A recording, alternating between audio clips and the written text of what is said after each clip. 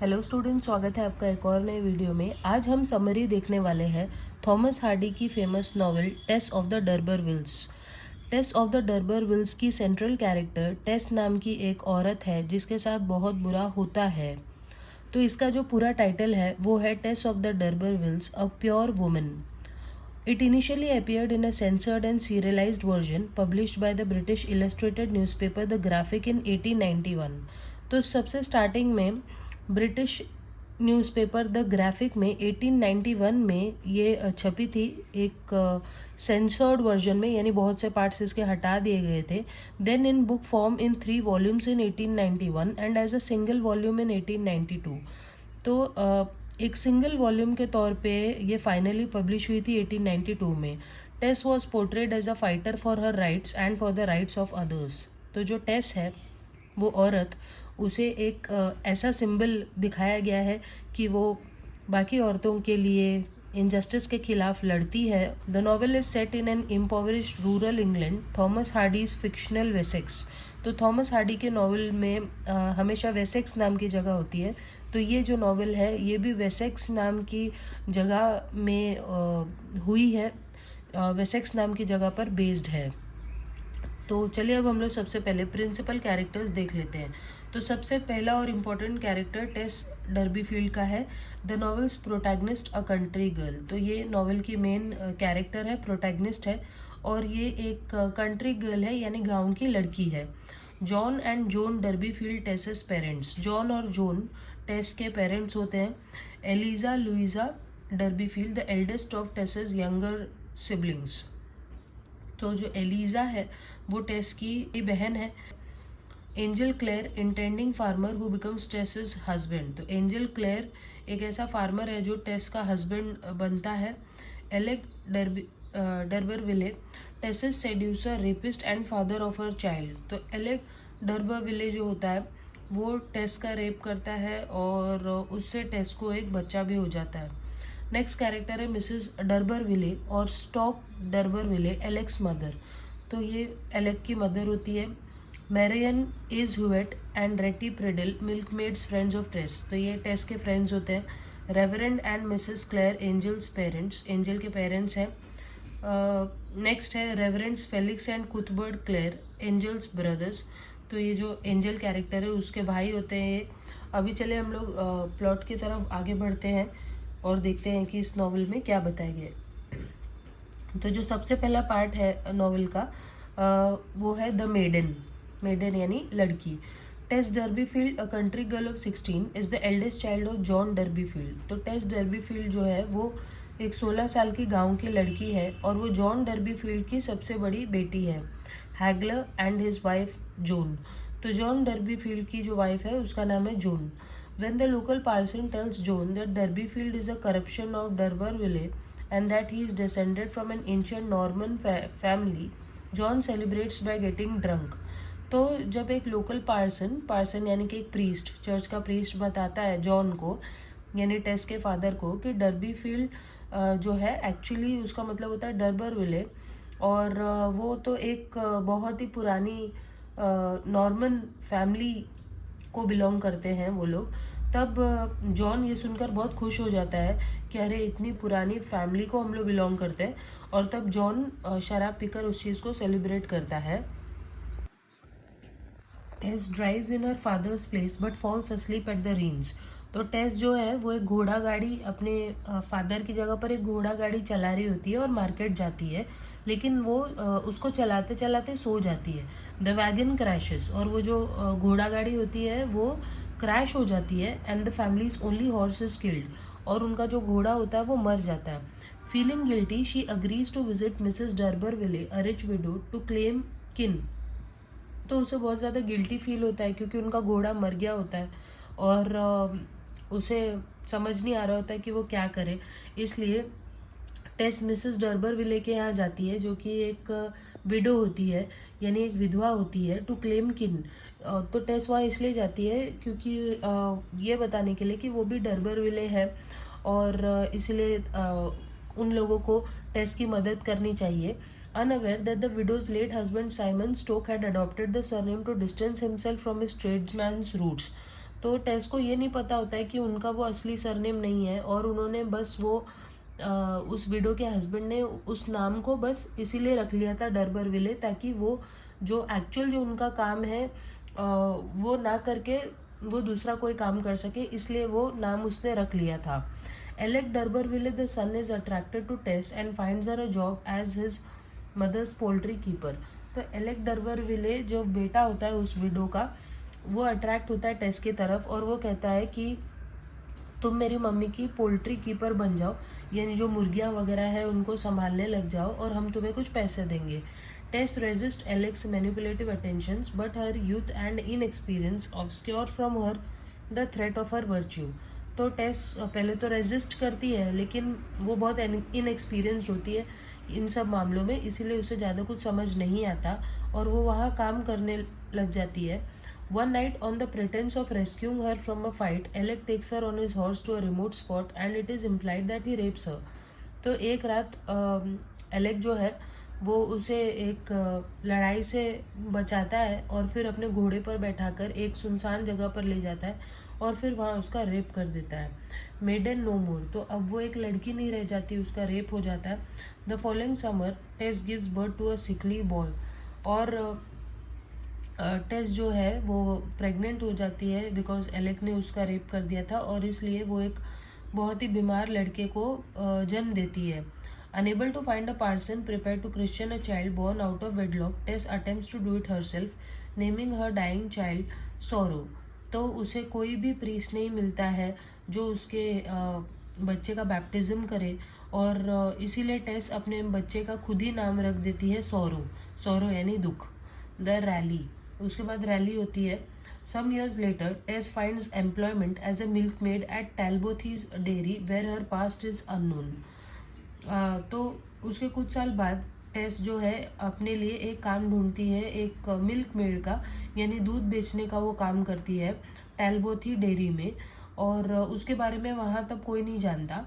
She falls in love with Angel Clare, an apprentice gentleman farmer who is studying dairy management. वहाँ वो angel clear को मिलती है और दोनों लोग एक दूसरे को पसंद करने लग जाते हैं, और एंजल क्लेयर एक असिस्टेंट होता है वहाँ पर जो डेयरी मैनेजमेंट पढ़ रहा था। द कॉन्सिक्वेंस यानी नतीजा। तो अभी देखिए क्या नतीजा निकलता है। Angel's father clergy man is surprised that his son wishes to marry a milk maid but makes no objection, understanding Tess to be a pure and devout country maiden. तो एंजल के फादर यानी उस लड़के के जो father होते हैं वो एक क्लर्जी मैन होते हैं, प्रीस्ट होते हैं वो, और वो ये नहीं चाहते कि उनका बेटा एक दूध बेचने वाली से शादी करे, लेकिन जब उन्हें लगता है कि टेस जो है वो एक प्योर लड़की है तो वो कोई ऑब्जेक्शन नहीं उठाते। Feeling she has no choice but to conceal her past, Tess is reluctant to accept Angel's marriage proposal but eventually agrees. तो टेस अपना पास छुपा रही होती है और इसीलिए वो एंजल से शादी करने के लिए पहले वो मना कर रही होती है, लेकिन फाइनली वो अग्री करती है। She later tries several times to tell Angel of her history but he says that they can share confidences after the wedding. तो वो बहुत बार अपनी हिस्ट्री बताना चाहती है कि उसके साथ क्या हुआ था, लेकिन एंजल कहता है कि इस तरह के सारे सीक्रेट्स हम लोग शादी के बाद भी बोल सकते हैं, और इसलिए एंजल को कुछ भी नहीं पता चलता, और इस तरीके से उनकी शादी हो जाती है। The couple spend their wedding night at an old d'Urberville mansion. तो जो कपल है शादी के बाद अपने पुराने डरबरविले मैंशन में समय बिताते हैं। When Angel confesses that he once had a brief affair with an older woman, Tess tells him about Alec, sure now he will understand and forgive. तो एंजल तब बताता है कि कैसे एक बड़ी औरत के साथ उसका एक अफेयर था। तब टेस भी बताती है एलेक के बारे में कि कैसे एक एलेक नाम के इंसान ने उसका रेप किया था, वो प्रेग्नेंट हो गई थी और एक बच्चा भी हुआ उसे। तो उसे लगता है कि एंजल उसे समझेगा। द वुमेन पेज, तो लेकिन सच्चाई बताने की वजह से उसे क्या फेस करना पड़ा देखिए। एंजल इज अपैल्ड, तो एंजल जैसे ही इन बातों को सुनता है उसे बहुत ख़राब लगता है। Tess is not the pure maiden he took her for, and although he concedes he was more sinned against than sinning, he feels that her want of firmness amounts to a character flaw. तो वो सोचता था कि टेस तो बहुत ही pure लड़की है और वो कहता है कि तुम्हारे साथ तो बहुत बुरा हुआ, you are more sinned against than sinning, but he feels that her want of firmness amounts to a character flaw. लेकिन फिर भी उसे ऐसा लगता है कि उसके अंदर उसके कैरेक्टर में एक कमी है कि वो फर्म नहीं थी और उसने कोई भी एक्शन नहीं लिया जब उसके साथ गलत हो रहा था। The couple separate after a few days, और उन दोनों के बीच में एक दरार आ जाती है और वो कुछ ही दिन में सेपरेट हो जाते हैं। Tess returns home while Angel travels to Brazil to try farming there. तो टेस जो है वो अपने घर आ जाती है और एंजल ब्राज़ील चला जाता है फार्मिंग करने के लिए। Tess's family soon exhaust the funds Angel has given her. तो टेस की फैमिली जो है वो कुछ ही दिन में अपने सारे पैसे ख़त्म कर देती है जो एंजल ने उसे दिए थे। And she is forced to take field work at the starve acre farm of Flintcomb Ash. और उसे फिर से फील्ड में काम करना पड़ जाता है टेस को, फ्लिंट कोम ऐश नाम के एक इंसान के फार्म में।